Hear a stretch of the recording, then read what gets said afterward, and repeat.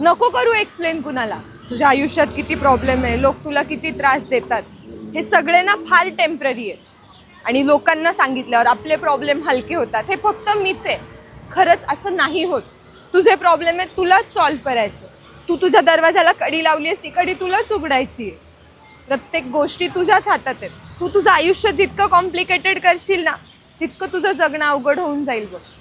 त्याच्यामुळे जितक्या गोष्टी सॉल्व्ह करता येतील, सोप्या करता येतील ना तेवढ्या सोप्या कर. एखाद्या व्यक्तीला नाही राहायचंय तुझ्या आयुष्यात, जाऊ दे तिला. ज्या व्यक्तीला तुझ्या आयुष्यात राहायचंय ती व्यक्ती नक्की येईल. आणि तुला माहिती आहे ताणून धरलं ना की तुटतं. त्यामुळे सैल सोडायचं, उडू द्यायचं त्या पतंगला. मे बी आपल्या आयुष्यात एखादी त्याच्यापेक्षा चांगली गोष्ट येणार आहे.